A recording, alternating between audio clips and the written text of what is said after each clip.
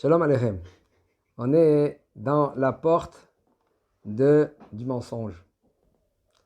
Ok? Le mensonge.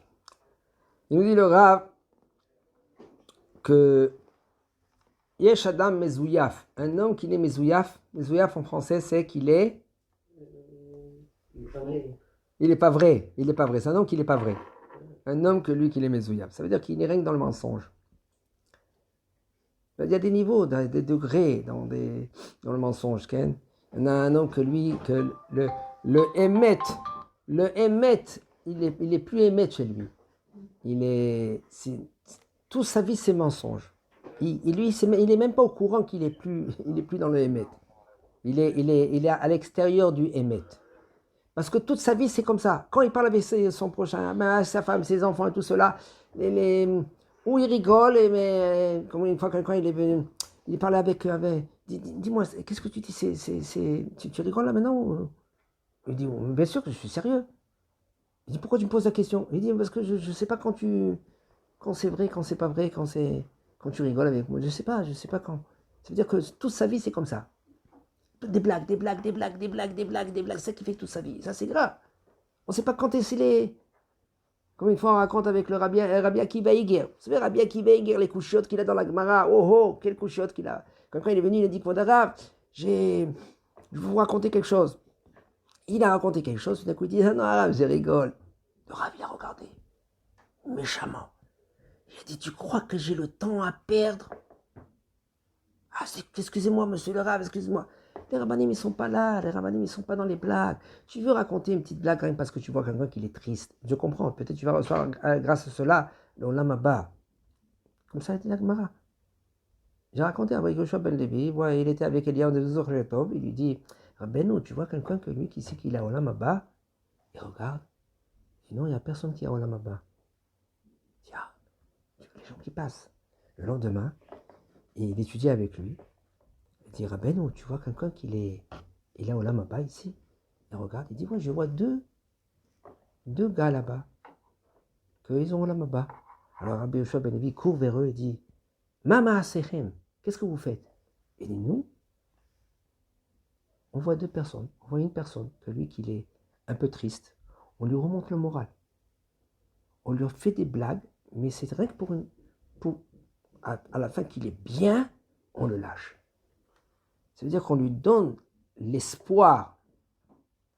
Et là, il a compris au Yoshua Ben Levi. C'est pas tout le monde qui a Olam Haba comme ça. Mais il ne faut pas raconter des blagues du matin jusqu'au soir. Le but, il est quoi? Le but que ton prochain, il est saméach. Que ton prochain, maintenant, il veut continuer à faire Torah, mitzvot, être avec Akadosh Baruch Hu. Yesh Adnam Mezouyaf. Il y en a un homme qui l'est. Mezouyaf, ça veut dire qu'il est. Comment on dit Mezouyaf? Elazar. Targum. Mezouyaf, ça veut dire qu'il n'est pas vrai. Il est faux. Comme par exemple, c'est pas de l'or, c'est du soi-disant de l'or. Tape à l'œil. Alors il y en a des gens qui sont tape à l'œil, c'est rien que tape à l'œil. C'est pas des gens qui sont vraiment. Même qu'il sait, ce bonhomme-là, il sait que c'est du sheker, c'est du mensonge, quand même il y va derrière. Tu sais, pourquoi tu te retires pas? Pourquoi tu vas pas, tu changes pas? Comment c'est écrit? Comme Shlomo HaMelech dit,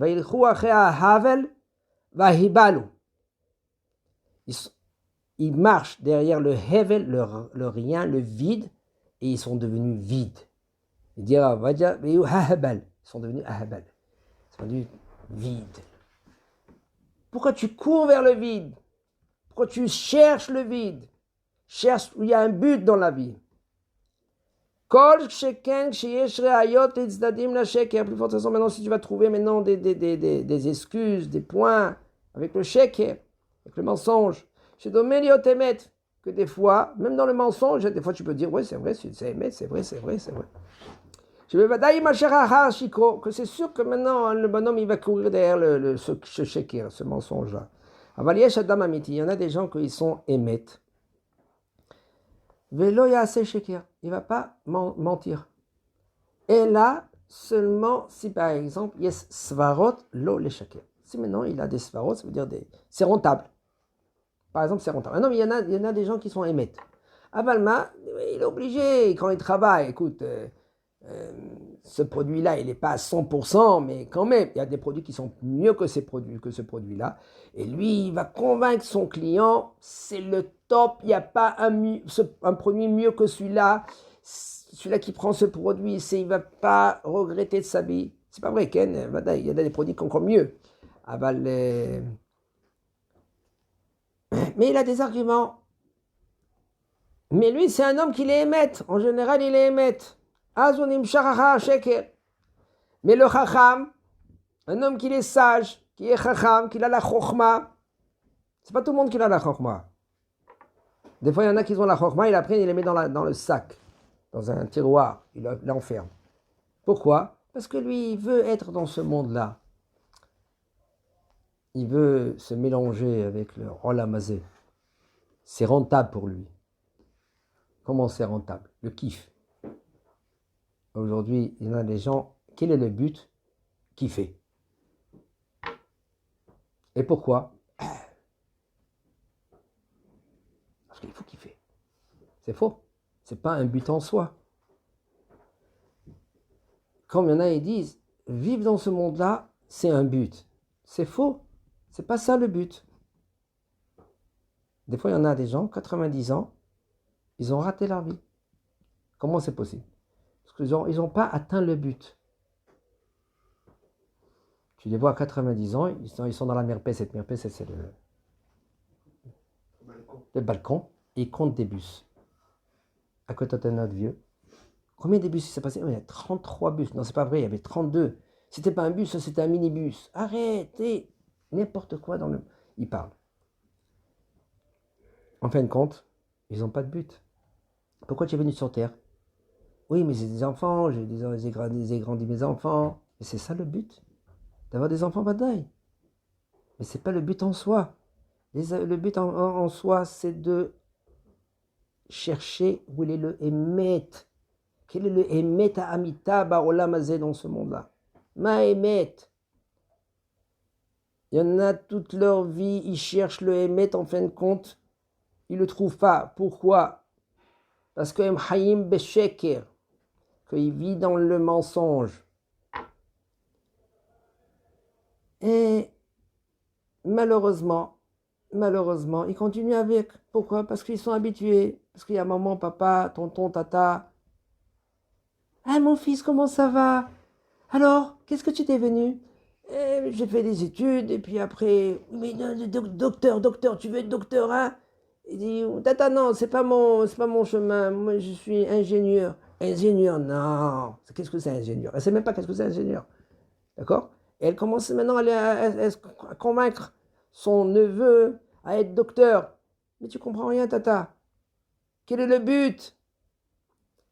Eh, chacham, makrish asfarot shel sheker bechokhmato. Le chacham, qu'est-ce qu'il fait? Makrish, il contredit le sheker, le mensonge, avec sa chokhma. C'est ça un chacham.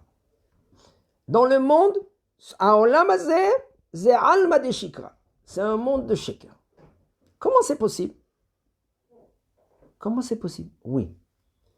Ce monde, c'est les 99% sheker.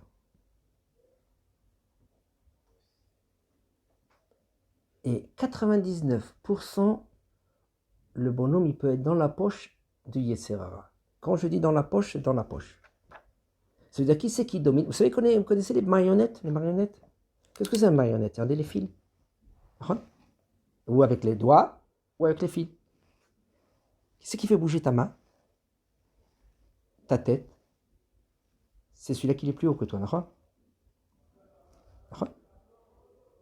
Celui-là qui te fait bouger comme ça. On est des marionnettes. Pourquoi? Quand un homme lui voit un meltsar, ça veut dire un servant, avec une baie, serveur, voilà, serveur, avec un beau plat, chocolat, gâteau au chocolat, et tu vois le bonhomme, il est là.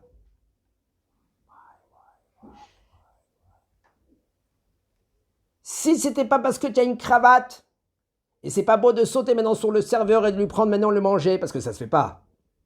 Eh bien, tu aurais sauté sur le serveur, tu lui aurais pris le gâteau. Parce que qui c'est qui t'a fait bouger? C'est tes envies. Et les envies, c'est le yetzer, c'est dans le cœur. Et le yetzer, maintenant, il domine. Alors parce que tu as... Non, ça se fait pas, c'est pas joli quand même. Mais attends, si maintenant tu es dans un coin, tu vois le serveur... Tiens, prends un billet, donne-moi la glace.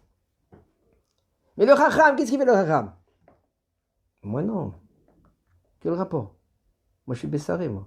Je ne peux pas manger, ça c'est halavé. Je ne peux pas manger. Mais est-ce que je dois maintenant? Qui c'est qui domine? Est-ce que c'est Akadosh Baruch Hu qui t'a dit et toi tu domines? Ou c'est parce que tu es pris par le courant du monde? On est pris par le courant du monde. On est pris par nos instants.